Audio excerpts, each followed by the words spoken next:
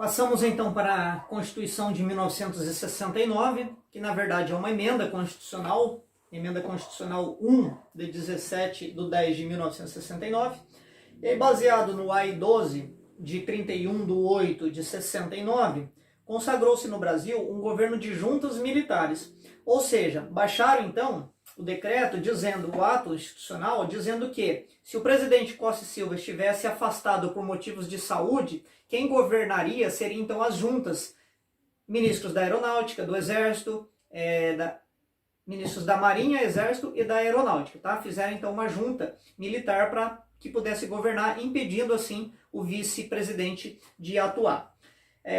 Então iniciou-se aí, na verdade, um poder constituinte chamado de originário, que nós estudaremos aí na sequência. Isso veio então constitucionalizar os atos institucionais. E aí o mandato de presidente mudou para 5 anos, as eleições continuaram sendo indiretas, e aí então houve, na verdade, uma legalização dos atos aí institucionais, trazendo-os para dentro da Carta Constitucional. O governo, então, de 1969 a 1974, no governo Médici, o Brasil cresceu muito economicamente. Isso levou a muitas pessoas, inclusive ainda hoje, a acreditar que foi um período favorável, um período muito bom para o desenvolvimento do país. Tá? Porém, logo após, ali em 79, houve a crise, uma crise mundial, e aí isso também trouxe consequências para o Brasil, inflação muito alta, crise em vários setores daí da sociedade e assim por diante. Nesse período aí, em 1977, ali no ano de 77, em abril de 77, foi baixado pelo presidente um novo decreto, na verdade emendas e decretos, e aí reduzindo novamente inúmeros direitos. Flexibilizou-se a aprovação de emendas constitucionais, né, favorecendo assim aquilo que era de interesse para alteração constitucional. Fizeram lá um pacote para que pudesse prevalecer alguns interesses particulares.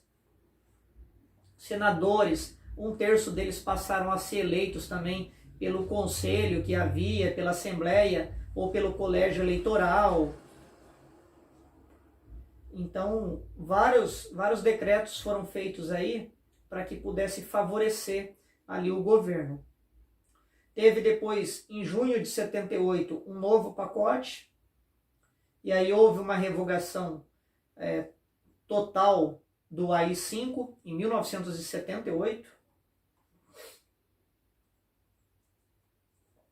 Houve a suspensão das medidas que foram adotadas em relação ao AI-5, principalmente a cassação dos direitos políticos. E havia a previsão, então, da impossibilidade do Congresso Nacional, pelo presidente, a impossibilidade de suspensão das atividades do Congresso Nacional pelo presidente da República. Então, esse pacote de 78 veio tentar corrigir, amenizar algumas coisas, algumas leis, alguns decretos ali que haviam sido realizados no pacote anterior de 1977. Isso foi daí em 78. Então, nesse período aí, iniciou-se um novo processo de redemocratização. E aí vai ganhando força quando entra no governo, então, na presidência João Figueiredo, que aí vai de 79 a 1985. Então, a partir de alguns movimentos, novamente, que vão surgindo na busca de uma redemocratização, aí acaba se destacando em 1978 esse pacote aí lançado para tentar alterar algumas situações que a sociedade não achava mais adequada. Aí ainda em 79, em agosto de 79, foi feita a lei da anistia, que concedia então a anistia para todos aqueles que haviam, desde 61 até 79, que haviam cometido, segundo o governo, crimes políticos, crimes eleitorais, aqueles que tiveram seus direitos políticos suspensos, cassados, servidores da administração direta e indireta, pessoas ligadas ao legislativo, ao judiciário e assim por diante, tá? Houve então essa anistia, foi concedido a anistia. Depois em 79 ainda, no mês 12, dezembro de 79, houve uma reforma partidária, onde até então haviam somente 2 partidos políticos, a Arena versus o MDB, e aí regulamentou-se então o pluripartidarismo, permitindo-se então vários partidos participarem então do processo eleitoral. aí a Arena virou PSD, e depois o MDB, surgiram PMDB, PT, PDT, PP, outros partidos aí, PTB, nasceram 5 partidos novos. Em 1980, na sequência, houve-se também, então, aí foi feita uma emenda constitucional, permitindo então eleições diretas também no âmbito estadual, e em 1982 houve então a primeira eleição aí, novamente a eleição direta para os governadores de estados.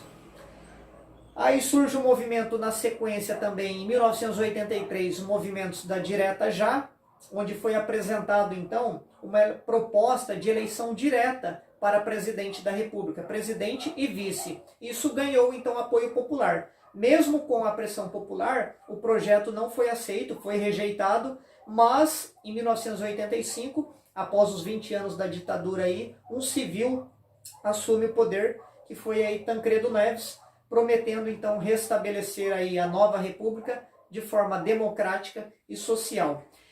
O presidente vai, né, o presidente aí, futuro presidente que seria Tancredo Neves, ele antes de tomar posse, ele fica doente, vem a falecer, e aí José Sarney, que era o vice, assume então no lugar de Tancredo Neves, que mesmo não tendo assumido, ele consta hoje na galeria como ex-presidente aí da República do Brasil. Nesse período então ali de 85 com José Sarney, vai ser instituída uma comissão provisória de estudos constitucionais. Então pessoas que iriam, 50 pessoas foram escolhidas para compor, desenvolver pesquisa, estudar, analisar quais eram os anseios, as necessidades da sociedade, para poder então elaborar um projeto e colocar à disposição em parceria da Assembleia Constituinte para elaborar então o texto constitucional.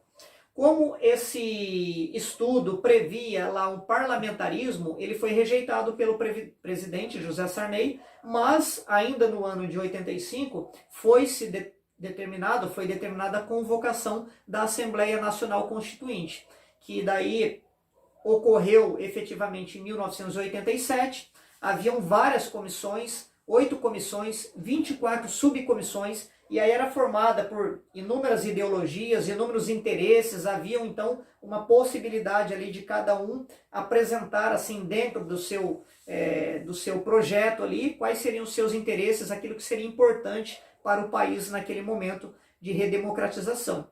Foram então estabelecidos 551 artigos a princípio, com as mais variadas então ideologias e interesses, como eu disse. E aí dentro desses artigos foi feito, né, depois de muito trabalho, muita pesquisa, muito estudo, foram então sintetizando, e aí nasce então a Constituição Federal de 1988, que vai ser promulgada aí nos dia 5 de outubro de 88, fazendo então cumprir aí essa redemocratização do país. Ela é chamada então de Constituição Cidadã, porque teve, né, muito a participação popular, além de que a Constituição de 88 prevê, ela busca então a efetivação da cidadania, principalmente aí no que se refere aí aos direitos e garantias fundamentais. Então seria isso em relação à Constituição de 67, depois a de 60 com a emenda constitucional de 69, até chegarmos então à Constituição de 1988, que veremos aí a seguir.